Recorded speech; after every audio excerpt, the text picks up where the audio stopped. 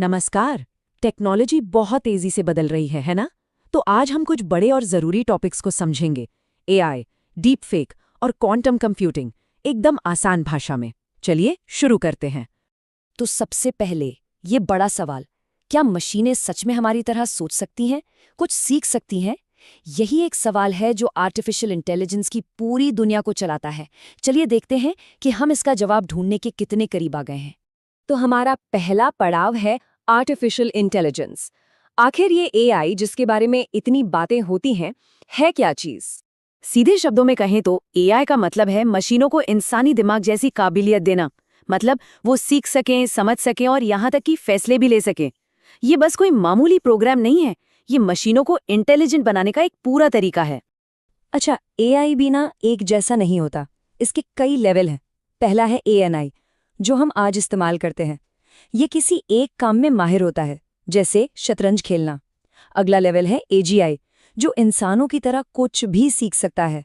और भविष्य में है एएसआई, एक ऐसी इंटेलिजेंस जो शायद इंसानी दिमाग से भी कई गुना आगे होगी। चलिए अब बात करते हैं हमारे दूसरे सेक्शन की, और ये बहुत दिलचस्प है, भारत जेन, यानी भारत का अपना एआई। तो मिलिए भारत जेन से। ये भारत का पहला स्वदेशी एआई मॉडल है, और सबसे खास बात यह है कि इसे भारतीय भाषाओं के लिए ही बनाया गया है। और सुनिए, ये टेक्स्ट, ऑडियो और वीडियो तीनों को समझ सकता है, इसीलिए इसे मल्टी मॉडल कहते हैं। और भारत जेन के लक्ष्य भी काफी बड़े हैं। देखिए, 2026 तक 22 भारतीय भाषाओं को शामिल करना है, भारत का अपना एक हाई क्वालिटी डेटा सेट तैयार करना है, साथ ही स्टार्टअप्स को बढ़ावा देना और देश में एआई टैलेंट को और मजबूत करना है। और ऐसा नहीं है कि भारत ये सब अकेले कर रहा है। अपने इंडिया एआई मिशन और ऐरावत जैसे प्लेटफॉर्म्स के साथ भारत ग्लोबल स्टेज पर अपनी जगह बना रहा है। हम यूरोप के एआई एक्ट और ब्लेचली डिक्लेरेशन जैसी बड़ी पहलों के साथ खड़े हैं। ये दिखाता है कि भारत इस दौड़ भी एक सीरियस प्लेयर है। ठीक है, अब जरा विषय बदलते हैं। अब हम सिक्के का दूसरा पहलू देखेंगे। हमारा तीसरा सेक्शन है डीप फेक, टेक्नोलॉजी का वो चेहरा जो थोड़ा डरावना है। तो ये डीप फेक है क्या? ये एआई से बनाए गए नकली वीडियो या ऑडियो होते हैं, लेकिन ये इतने असली लगते हैं कि यकीन करना मुश्किल हो जाता है। और असली चुनौती यही है ना, कि अब असली और नकली में फर्क करना लगभग नामुमकिन होता जा रहा है। ये बनते कैसे हैं? इसके पीछे ज्ञान नाम की एक टेक्नोलॉजी है। इसे ऐसे समझिए जैसे दो एआई के बीच एक लड़ाई हो रही है। एक है जालसाज जो नकली कंटेंट बनाता है, और दूसरा है जासूस जो उसे पकड़ने की कोशिश करता है।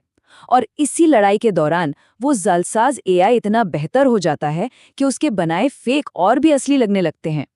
पर जानते हैं, इस टेक्नोलॉजी का सिर्फ गलत इस्तेमाल ही नहीं है, इसके कुछ बहुत अच्छे इस्तेमाल भी हैं, जैसे फिल्मों के स्पेशल इफेक्ट्स में या फिर ई-कॉमर्स में वर्चुअल ट्राई ऑन के लिए। भारत में अभी डीप फेक के लिए कोई खास कानून तो नहीं है, लेकिन सरकार मौजूदा आईटी नियमों के जरिए इसके गलत इस्तेमाल से निपटने की कोशिश कर रही है। चलिए अब बिल्कुल ही अलग दुनिया में चलते हैं, भविष्य की दुनिया में। हमारा चौथा सेक्शन, क्वांटम के हैरान कर देने वाली दुनिया। तो क्वांटम कंप्यूटिंग ना हमारे आज के कंप्यूटरों से बिल्कुल अलग है। हमारे कंप्यूटर बिट्स का इस्तेमाल करते हैं। उन्हें एक लाइट स्विच की तरह समझिए, या तो ऑन 1 या ऑफ 0, सिंपल। लेकिन क्वांटम कंप्यूटर क्यूबिट्स का इस्तेमाल करते हैं। इसे एक घूमते हुए सिक्के की तरह सोचिए। ये हेड्स भी हो सकता है, टेल्स भी, या फिर एक ही समय में दोनों। इसी को सुपरपोजिशन कहते हैं, और यही चीज इसे अविश्वसनीय शक्ति देती है। और ये सिर्फ कोई साइंस फिक्शन थ्योरी नहीं है। हाल ही में फिजिक्स का नोबेल पुरस्कार इसी फील्ड में हुई खोजों के लिए दिया गया था। इससे ये साबित हुआ कि क्वांटम इफेक्ट्स अब बड़े सिस्टम्स में भी देखे जा सकते हैं। मतलब क्वांटम कंप्यूटर अब हकीकत बनने के और भी करीब आ गए हैं। तो ये हमारे लिए क्या कर सकता है, सोचकर देखिए। क्वांटम टेक्नोलॉजी से हम नई दवाएं बहुत तेजी से खोज सकते हैं, ऐसा कम्युनिकेशन सिस्टम बना सकते हैं जिसे हैक ही न किया जा सके, और बेहद सटीक सेंसर बना सकते हैं। संभावनाएं सच में असीमित हैं। तो इन सब के बाद हम इस एक बड़े सवाल पर आकर रुकते हैं। टेक्नोलॉजी इतनी ज़बरदस्त रफ्तार से आगे बढ़ रही है, तो हम सही संतुलन कैसे बनाएंगे?